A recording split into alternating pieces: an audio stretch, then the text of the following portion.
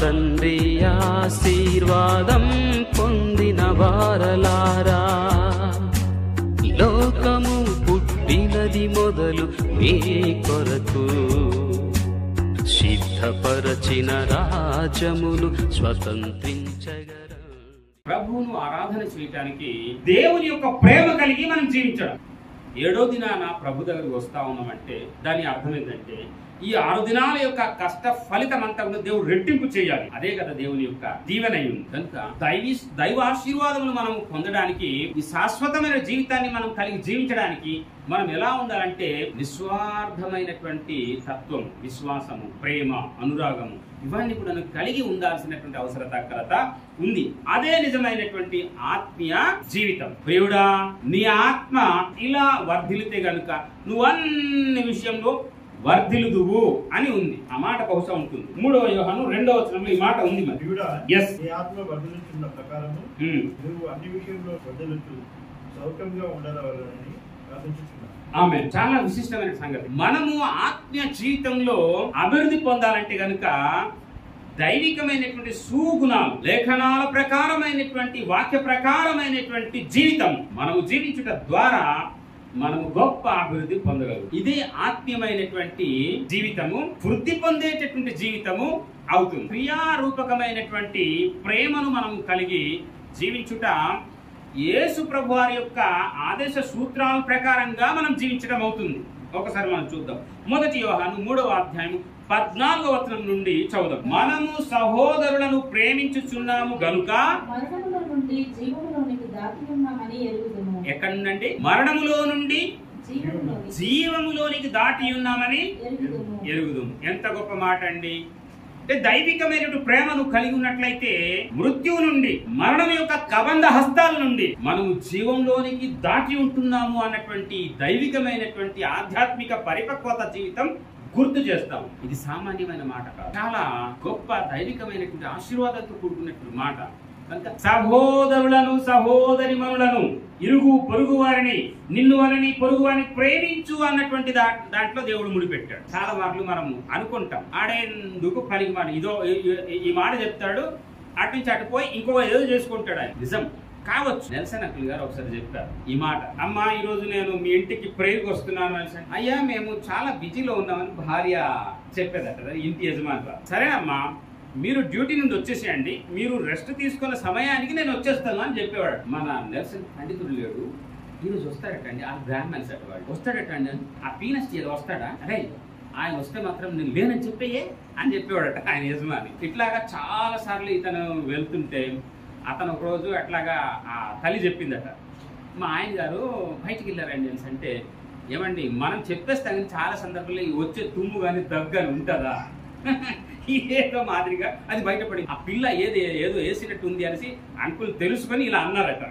కాబట్టి అలా వెళ్తే వెళ్తే వెళ్తే వెళ్తే చాలా సంవత్సరాల తర్వాత వాళ్ళు సత్యాన్ని తెలుసుకొని యేసు ప్రభును అంగీకరించి, అంటే నిజమైనటువంటి మారు మనసు వస్తే గానీ ఈ బైబిల్ అర్థం కాదు. బైబిల్ అర్థం కావాలంటే చాలా కష్టం, చాలా కష్టం. కనుక ఈ క్రియ కలిగినటువంటి ప్రేమ నెల్సన్ అంకుల్ చూపిస్తూ చూపిస్తూ చూపిస్తూ చూపిస్తూ వచ్చాడు. ఆయన అది తిడుతున్నా గానీ వెళ్తుండడమే, రావద్దన్నా కానీ వెళ్తుండడమే, ఈయన చూసి వాళ్ళు భయపడి దాక్కున్నా కానీ వెళ్తుండడమే. అదే కదా మన పని. వాళ్ళకి ఈ సత్య సన్మార్గ దైవికమైనటువంటి జీవితాన్ని నడిపించడం కదా.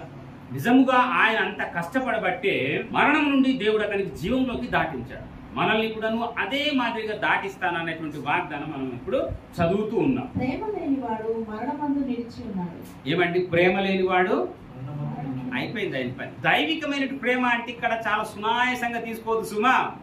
లేఖనాల ప్రకారంగా నడవటం అని ఇంతవరకు మనం చెప్పుకున్నాం, అవునా లేదా? దేవుని యొక్క స్వభావ సిద్ధమైనటువంటి గుణగణాలు, ప్రేమ, జాలి, దయ ఇత్యాది, క్షమాగుణం, ఇవన్నీ కూడా మనం కలిగి జీవించడం అని దీని అర్థం. యేసు ప్రభును వెంబడించడం అంటే అంత ఈజీయా? యేసు ప్రభును వెంబడించడం అంటే, యేసు ప్రభు చూపించే ప్రేమ చూపించడం అంటే అంత ఈజీయా?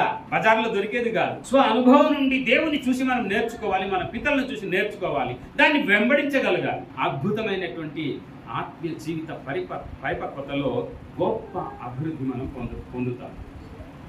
హల్లెలూయా. కాస్త మనం ఆ చదువుకున్న లేఖన భాగాల ముందు నడిపిద్దాం. సహోదరుని ద్వేషించువాడు నరహంతకుడు.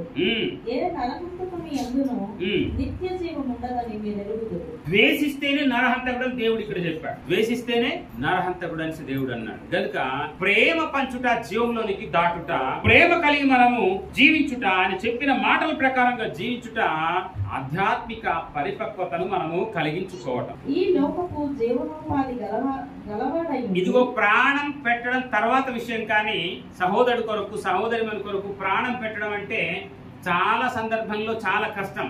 అయ్యా మా బాబు హాస్పిటల్లో ఉన్నాడు, కాస్త బ్లడ్ ఇస్తే ఆ బాబుకి ఆరోగ్యంలోకి వస్తాడు, జీవంలోకి వస్తాడు అనే సత్యాన్ని మనము చాలా సందర్భంలో మనము తెలుసుకుంటుంటాం. బ్లడ్డే రక్తమే ప్రాణం అని బైబిల్ గ్రంథం సెలవిస్తుంది. కనుక ఆ విధంగా మన యొక్క ఇరుగు పొరుగు వారిని మనం ప్రేమించగలగాలి.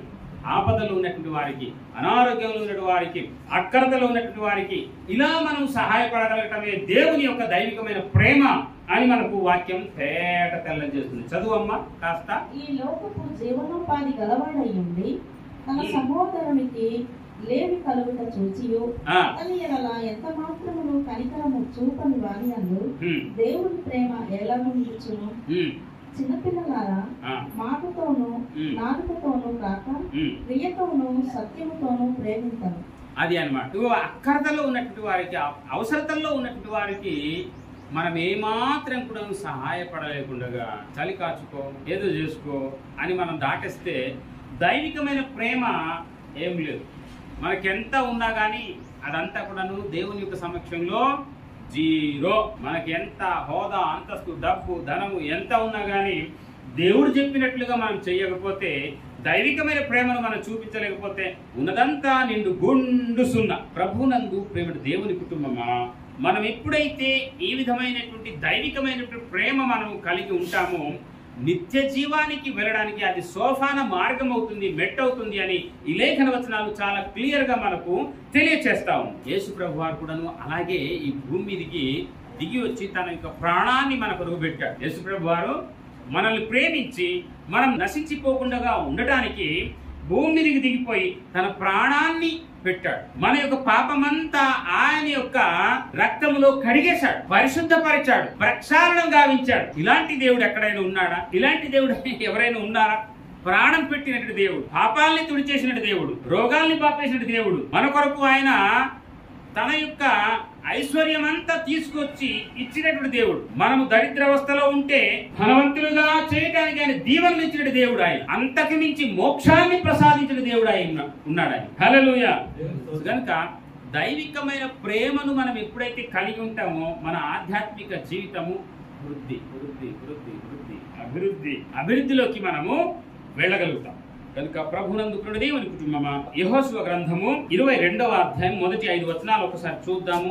ఇక్కడ మనకు అర్థం అవ్వాల్సిన విషయం ఏంటంటే, పాలు తేనెలు ప్రవహించు దేశానికి ఇశ్రాయేలు ప్రజలను దేవుడు నడిపిస్తా ఉన్నాడు. ఆ క్రమం అంతా మనకు తెలుసు. మీరిట్టి ఆచారములతో దేవుని యొక్క ఆజ్ఞలు, విధి, కట్టడాలు ఇవన్నీ కూడా అనుసరించి నడుస్తూ ఉంటే గనుక పాలు తేనెలు ప్రవహించు దేశానికి మీరు ప్రవేశిస్తారు, అక్కడ మీరు సుఖ సౌఖ్యములతో జీవిస్తారు అన్నటువంటి సందర్భ సహితమైన లేఖన భాగం. ఈ భూమి మీద మన యొక్క ఆత్మీయ జీవితం ఎలా ఉండాలంటే దైవికమైనటువంటి గుణ లక్షణాలతో కూడుకున్నటువంటి దేవుని యొక్క వాక్య ప్రకారంగా జీవించదగ్గ జీవితము మనము అనుసరిస్తూ ఉండాల్సినటువంటి అవసరత ఉంది. అలాంటిదే దేవుని ప్రేమించడం అంటే మన ఇరుగు పొరుగు వారందరినీ కూడా ప్రేమించడమే దేవుని ఆజ్ఞను పాటించడం అవుతుంది.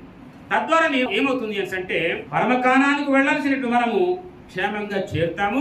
ఈ ప్రయాణంలో ఈ భూమి మీద మన జీవితాలకు ఏం కావాలో ఇవన్నీ కూడా దేవుడు అనుగ్రహిస్తూ ఉంటాడు. అదే దాని సారాంశం. ప్రభునందు ప్రేమ దేవుని కుటుంబమా, దైవికమైనటువంటి ఆజ్ఞలను మనం పాటిస్తూ మన ఆధ్యాత్మిక పరిపక్వత జీవితంలో పరమకానాను, పరలోకానికి వెళ్ళడానికి మనము ఈ ప్రయాణాన్ని సాగిస్తున్నప్పుడు ఈ భూమి మీద సకల ఆశీర్వాదములతో మనము భాగ్యవంతులుగా ఈ తత్వంలో, ఈ ఆధ్యాత్మిక వృత్తి జీవితంలో మనం అనుభవించే కృప కలుగుతుంది.